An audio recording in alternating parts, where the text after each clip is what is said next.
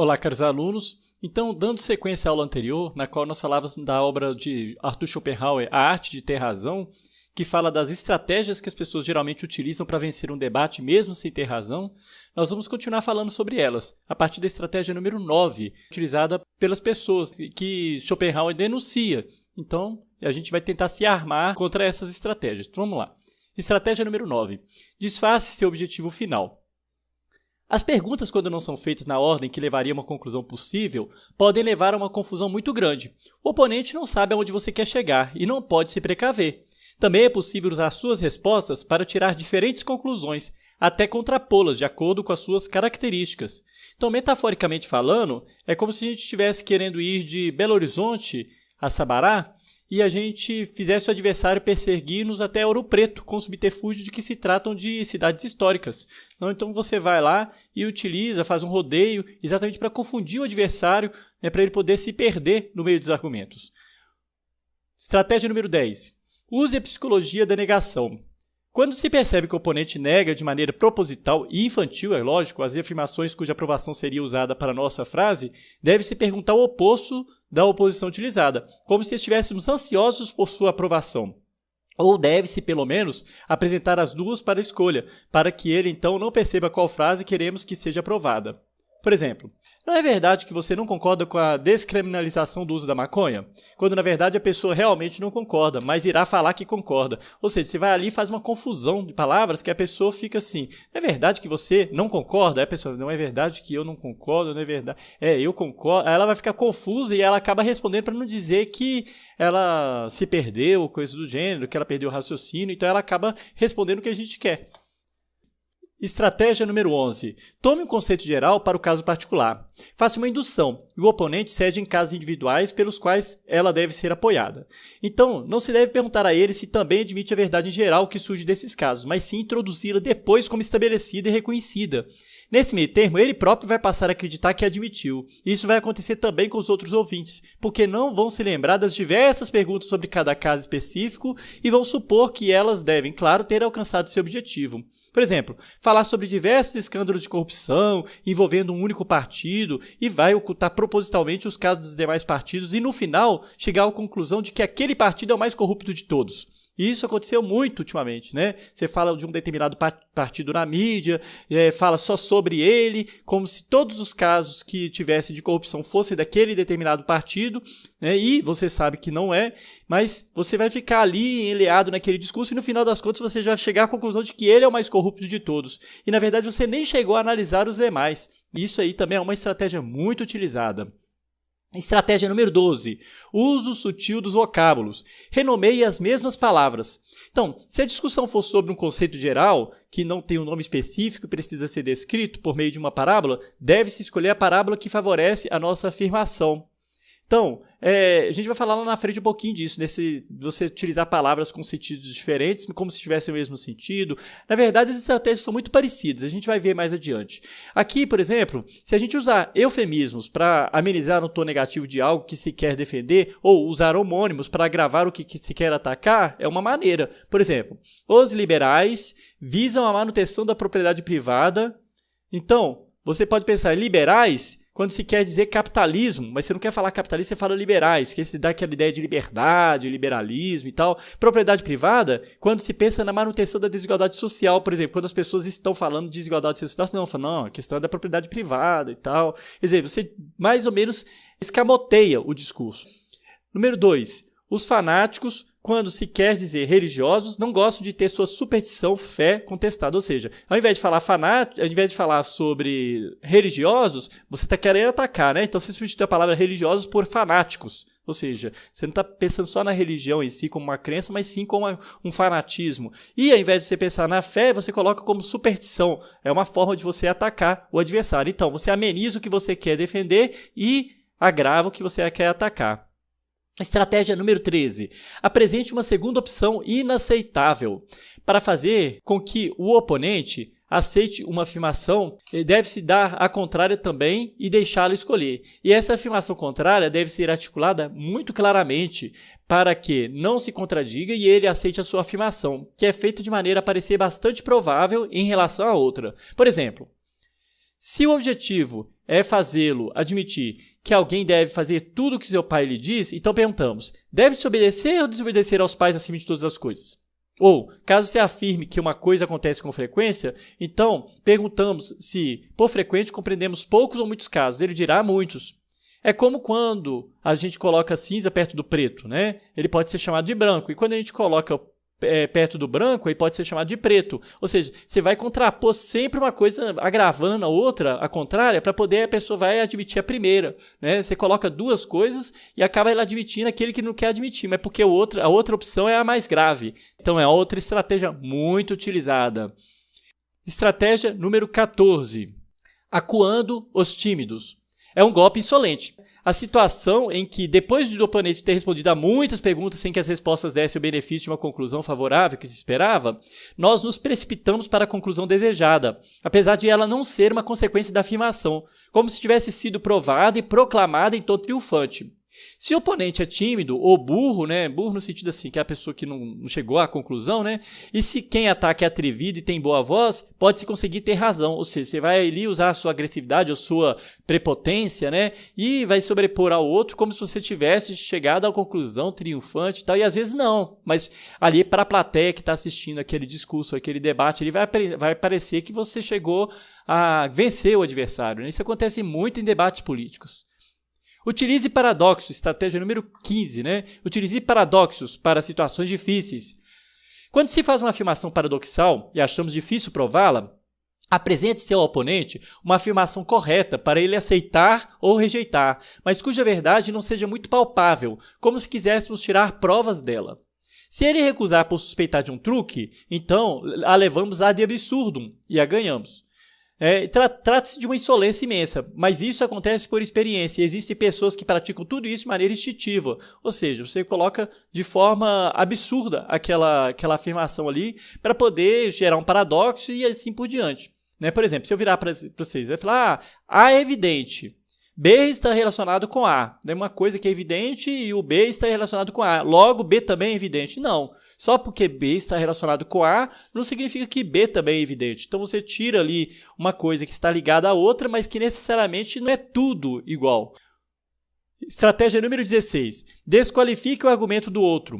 Quando o seu oponente apresenta uma proposição, considere-a inconsistente com as declarações, crenças, ações ou omissões do oponente. Por exemplo, se o seu oponente defende o suicídio, pergunte imediatamente, então por que você não se enforca?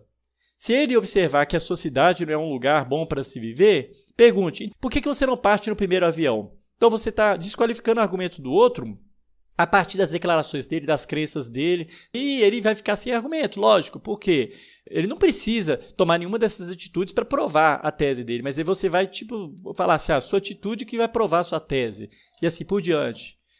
Estratégia número 17. Faça uso da dupla interpretação, muito usado também. Se o seu oponente pressioná-lo com uma evidência contrária, você pode com frequência safar-se defendendo alguma distinção sutil. Tente encontrar algum significado subjacente ou ambiguidade na ideia do seu oponente. Exemplo, pelas suas afirmações, você concorda que o liberalismo mantém a desigualdade nos moldes atuais. Aí você vira e fala, não, mas as minhas afirmações não são em relação ao liberalismo, mas ao capitalismo exatamente por se contrapor a um regime totalitário e tal. Quer dizer, você vai lá tentar amenizar, dar uma dupla interpretação para aquilo ali, né, e assim por diante. Estratégia número 18. Mude o curso, interrompa antes da perda certa. Se observamos que o oponente inicia uma argumentação com a qual vai nos derrotar, não se deve deixar que ele chegue à sua conclusão. Ou seja, não se deve permitir que ele chegue ao fim. Deve-se interromper o andamento da discussão em um bom momento, retirando-se, distraindo ou levando a discussão para outras pessoas. Por exemplo, os políticos utilizam muito essa estratégia quando são indagados pelos desvios de verbas. Quando eu era prefeito, fizemos 200 creches. Mas não estou falando das creches, nós estamos falando do desvio de verba. Ele está lá, está querendo se candidatar, ao invés dele falar da corrupção que está sendo questionada, ele vai lá falar das creches que ele fez, ou das obras que foram feitas, etc. E não argumenta nada em relação àquilo ali que foi perguntado. Outra, estratégia número 19. Desfoque, depois encontre uma brecha. Se o oponente nos desafiar de maneira expressa e fizer uma objeção contra algum ponto específico de nossa afirmação, contra o que não temos nada a dizer, então precisamos utilizar a generalização e devolver o ataque. Por exemplo, Se somos chamados a dizer por que determinada hipótese da física não pode ser aceita, devemos falar sobre a ilusão do conhecimento humano, citar vários exemplos, ou seja, você sempre vai encontrar uma brecha ali para poder desfocar o assunto, né? E por quê? Porque você já perdeu, mas aí você vai e desfoca, mas também, né, e tal, como se diz, a ideia das uvas verdes lá, da raposa e as uvas. A estratégia número 20. Não arrisque num jogo ganho. Quando já houver testado as premissas com o oponente e ele as aceitou, não se deve buscar essa confirmação novamente, e sim apresentá-las como verdades absolutas. Ou seja, você vê que ele já está aceitando ali, você não fica arriscando não, já continua. E mesmo que falte uma ou outra premissa, deve-se considerar que também essas foram admitidas a partir da conclusão. Mesmo que você veja que seu raciocínio está equivocado, não, você quer ganhar a discussão, você cala a boca. Se você percebe que houve um erro na sua argumentação, fique calado, porque em time que está ganhando não se mexe. Estratégia número 21. Use as mesmas armas. Com um mero argumento, aparente ou sofístico do oponente, podemos resolver isso por meio de uma discussão de sua estranheza e superficialidade, mas é melhor responder a ele com contra-argumentos aparentes e sofísticos, e assim acabar com ele. Disso depende não a verdade, mas a vitória.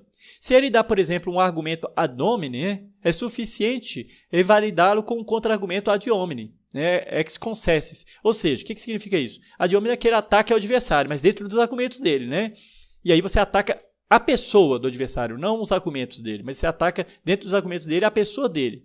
E a partir das crenças dele, como aquele anterior que eu falei, Isso é um ad hominem. Só que você vai utilizar o ex concessis. O que é o ex concessis? Você vai usar as mesmas armas do adversário. Em vez de estabelecer o estado verdadeiro da questão, caso ele se apresente, optar por esse caminho costuma até encurtar a discussão, porque você está utilizando a mesma arma dele, então ele vai ficar sem meios de voltar atrás. Estratégia número 22. Reduza a força do argumento principal. Se o oponente exige que se admita algo que é decorrente exatamente do ponto em discussão, então nos recusamos a fazê-lo ou permitir que ele continue, declarando que aquilo é uma petitio principii, ou petição de princípio, é o que a gente chama de ciclo vicioso, que já está resolvido, etc. Ele e os ouvintes perceberão uma afirmação próxima do ponto de discussão, como se fosse idêntica, e assim você privará de seu melhor argumento. Ou seja, às vezes não é ciclo vicioso, mas você faz acreditar. Por exemplo, apesar desse candidato não possuir um plano de governo, ele tem propostas viáveis para o seu governo, logo ele é um bom candidato. Como esse candidato pode ter proposta de governo se ele não possui um plano de governo? Ou seja, você está querendo mostrar como se aquilo ali fosse um ciclo vicioso, proposta de governo, plano de governo, não. A pessoa não está dizendo que, ela está dizendo propostas. As propostas elas podem estar, inclusive, fora do plano de governo. Então, quer dizer, ele não está cometendo um ciclo vicioso, mas você faz a pessoa acreditar que está. Estratégia número 23. Provoque o oponente. A contradição e a briga estimulam o exagero das afirmações.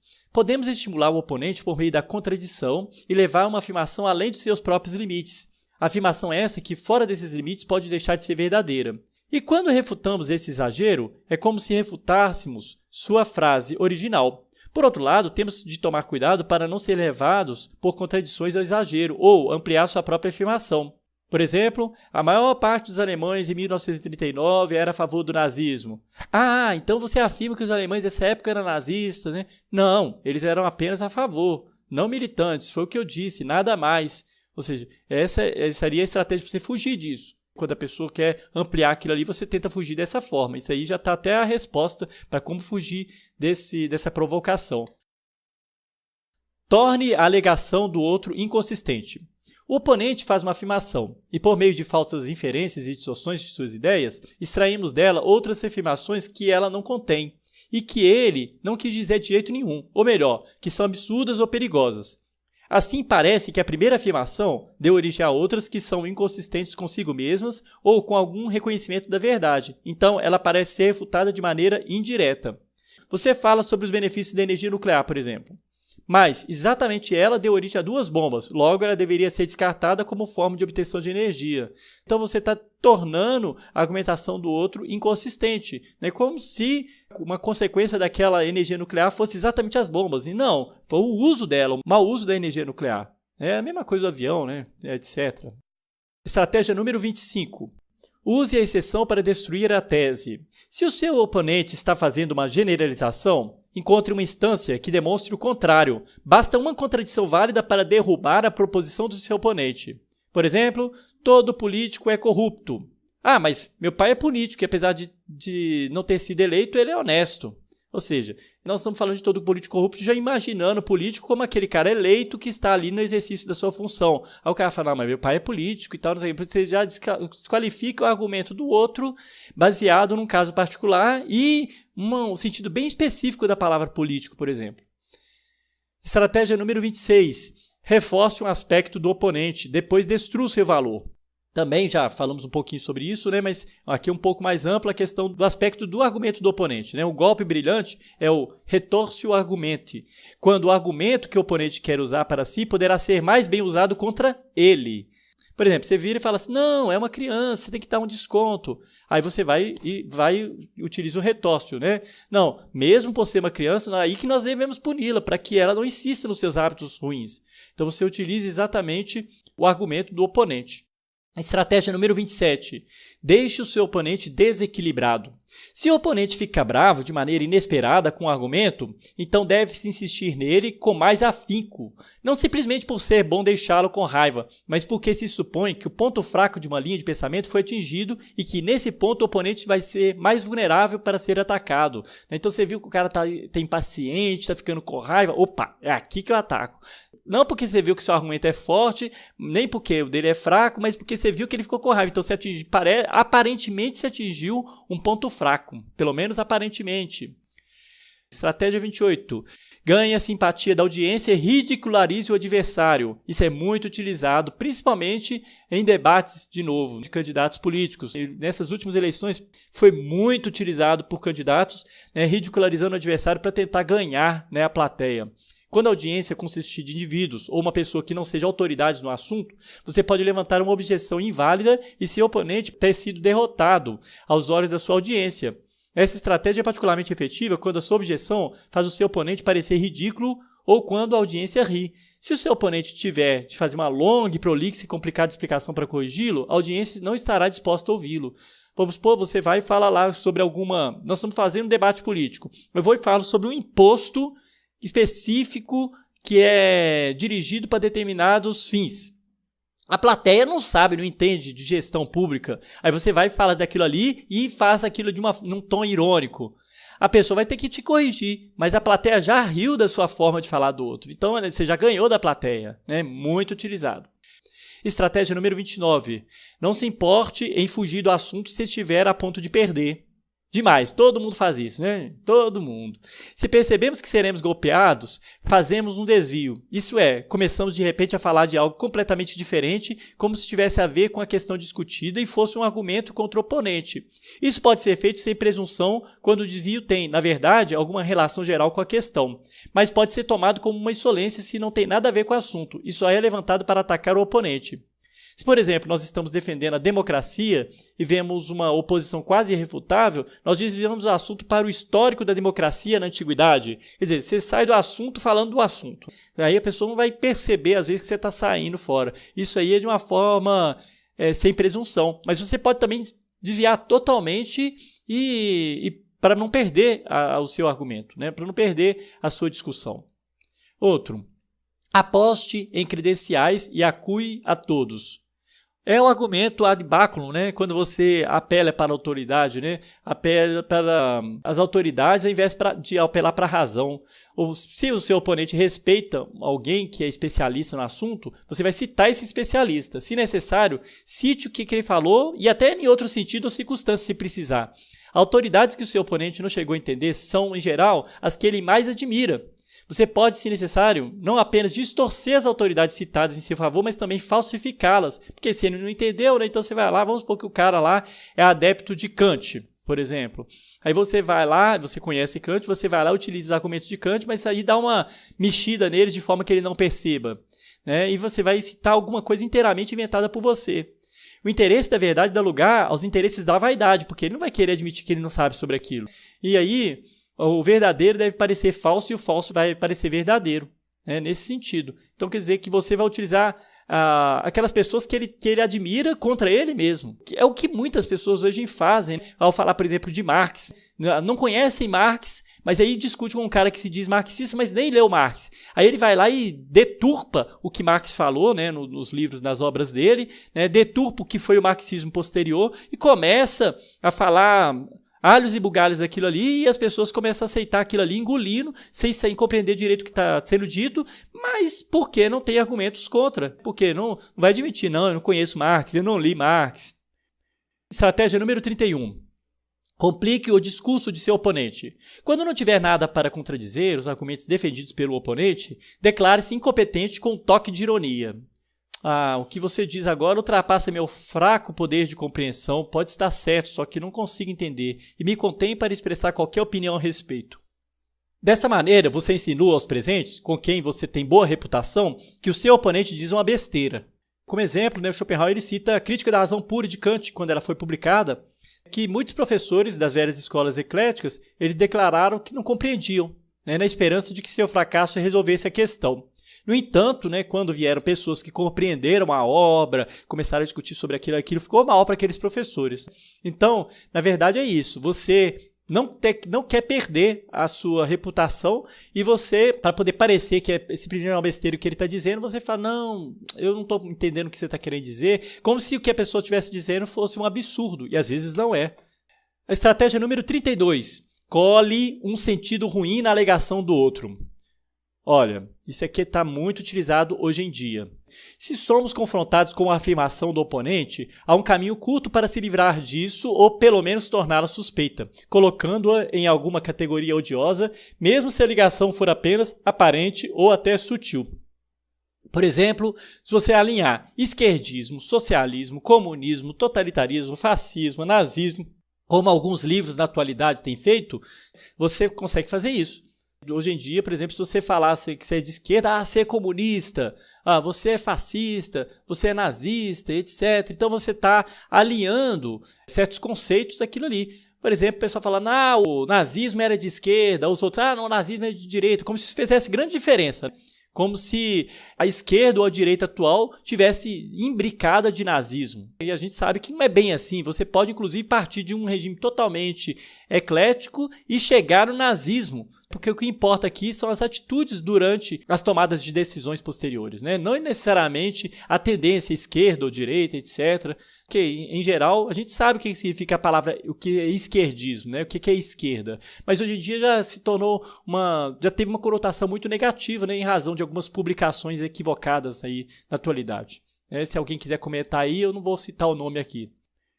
Estratégia número 33. Invalide a teoria pela prática. O que pode estar certo na teoria, na prática estará errado. Né? A gente fala, isso pode dar teoria, mas na prática, por meio desse sofisma, aceita-se as premissas, mas nega-se a conclusão. Essa afirmação baseia-se em uma impossibilidade. O que em teoria está certo deve valer também na prática. Se não valer, então existe um erro na teoria. Alguma coisa não foi percebida e não foi levada em consideração. Portanto, isso está errado também na teoria. Por exemplo, a meritocracia na teoria é ótima, mas na prática desconsidera as diferentes oportunidades.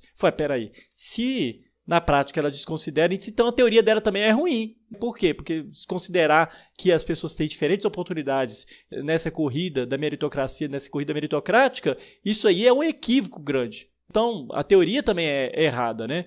A não ser que a meritocracia pressuponha de que você vai garantir que todos tenham as mesmas oportunidades. Aí sim. Mas quando você vem com esse discurso, aí o pessoal lá, vai o esquerdopata, etc e tal. Estratégia número 34. Encontre e explore o ponto fraco. Quando o oponente não dá uma resposta ou informação direta para uma pergunta ou argumento, mas evade-se por meio de outra pergunta de uma resposta indireta, ou faz alguma afirmação que não tem a ver com a questão e, em geral, tenta mudar de assunto, isso é um sinal de um ponto fraco. Portanto, devemos insistir no ponto que propusemos e não deixar o oponente fugir dele, mesmo quando ainda não descobrimos de que realmente se trata da fraqueza que encontramos. Então, é sempre explorar o ponto fraco do outro. E mesmo que não seja o ponto fraco, mas se você pensar que aquilo ali ou aparentemente é o ponto fraco, você vai atingir aquilo ali. Você vai aproveitar-se daquela situação. Você vê que teve estratégia anterior parecida com essa, né? Uma tem a ver com a outra, às vezes se complementam. Estratégia número 35, quase fechando. Mostre a seu oponente que está lutando contra os próprios interesses. É um ad hominem, gente. Esse aqui é um ad hominem. Ao invés de concentrar-se no intelecto do seu oponente ou no rigor dos seus argumentos, concentre-se nos motivos dele. Se você conseguir fazer com que a opinião do seu oponente, caso se mostre verdadeira, pareça distintamente prejudicial ao seu próprio interesse, ele abandonará imediatamente. Por exemplo, se a gente mostrar para um cristão que determinada atitude se opõe à Bíblia, mas essa atitude aí se opõe à Bíblia, esse cara que você está defendendo aí, ele defende a tortura, etc e tal. Às vezes não defende, mas você já está ali escamoteando a fala de forma que a pessoa tende a querer concordar com você, porque ela não pode negar que ela tem uma fé cristã, por exemplo. A não ser que você perceba o que ele está fazendo, né? Que está utilizando de um argumento contra você. Ou então falar que votar em determinado político é apoiar a corrupção, como se você já tivesse como pressuposto que aquele político está envolvido em escândalo de corrupção, por exemplo. E às vezes não. Que os outros partidos fossem todos honestos, ou que o partido contrário fosse o honesto e assim por diante. Eu estou falando muito de eleição, vocês estão percebendo, mas é porque a gente está imbricado dessas recentes eleições, né? Então os exemplos vêm muito à mente, esses exemplos que a gente vivenciou durante esse período, né? Então vamos lá. Estratégia número 36. Confunda e assuste o oponente com palavras complicadas. Você pode também confundir e desconcertar seu oponente através de grande eloquência pura e simples. Se seu adversário é fraco ou se não deseja aparentar não ter a ideia sobre o que está falando, você pode impor facilmente sobre ele algum argumento que pareça profundo e erudito, ou soe como inquestionável. Por exemplo, você diz isso, pois omisiou em sua fala o mediatário pernóstico que procrastinou o julgamento daquele vitupério, trazendo esse corolário. Isso é um opróbrio. Aí a pessoa vai ficar... O que ela quis dizer? Na verdade, você só estava dizendo o seguinte, né? Você diz isso, pois deixou de expor aquele mediador snob que atrasou o julgamento daquela injúria, trazendo essa consequência. Isso é uma vergonha. Olha você vê, olha como é que eu traduzi agora. Não, aquele cara lá só atrasou o julgamento da injúria e trouxe essa consequência. Isso é uma vergonha. Mas você vai lá e utiliza palavras difíceis de forma que seu adversário, para não dizer que não entendeu o que você está falando, ele vai ficar ali, não, vou aceitar, né? Porque eu vou falar que eu não entendi. Pega mal, né? Penúltima. Destrua a tese boa pela prova frágil. Quando o oponente também tem razão na questão, mas felizmente escolhe uma evidência ruim, isso acontece demais, né? Principalmente comigo. Sou danado para fazer isso. Às vezes eu tenho razão num determinado argumento, né? Porque a gente já analisou os meandros e tal, mas às vezes na hora que você vai conversar com a pessoa, nunca vem na cabeça da gente o argumento ideal, né? Que sustenta aquilo ali. Depois que vem, não, devia ter falado aquele negócio. Torna-se fácil para nós rebater essa evidência.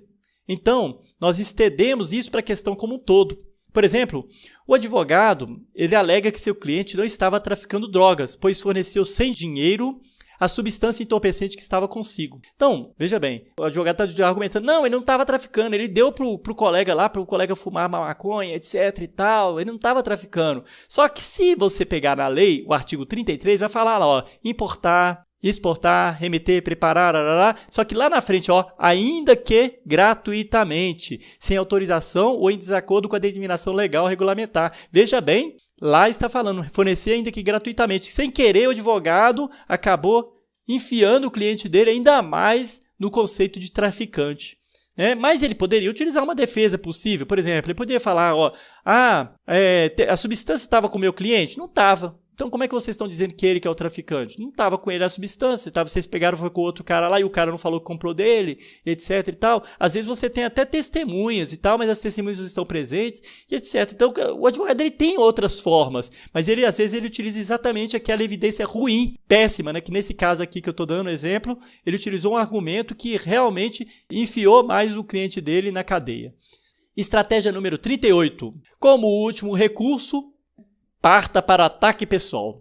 Prediletos aí pelo povo durante as últimas eleições dos WhatsApps. Quantos parentes meus, quantos amigos entraram em discussões, em debates, ficaram inimigos de uma hora para outra em razão de partir para esse ataque pessoal sem olhar os argumentos.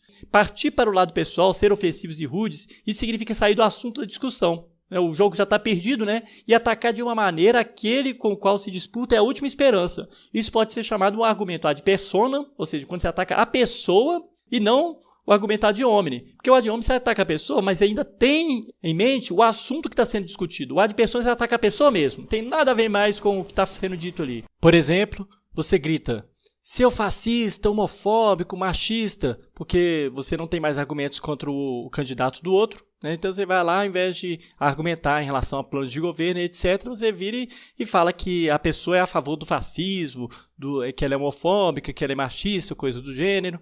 Ou o contrário também, né? O cara não tem também argumentos contra o partido do outro, mas tu vai lá, seu comunista, apoiador de corrupto. Por quê? Porque às vezes ele também estava se baseando no que está sendo passado no senso comum, na mídia, etc. e tal. Então, eu espero que tenha sido claro. São, igual eu falei, como eu disse, esses exemplos, eles figuraram muito durante esse período eleitoral, mas eles também são utilizados em debates de diversas situações, não só em debates relacionados à política, mas eu falei da política porque está aí efervescente ainda na nossa memória, como exemplos, como que essas estratégias foram utilizadas de forma equivocada. Espero que tenha sido claro. Qualquer dúvida, crítica, sugestão, podem deixar nos comentários, que vai ser um prazer melhorar um pouquinho, né, essa discussão e ampliar mais o debate. Até a próxima aula.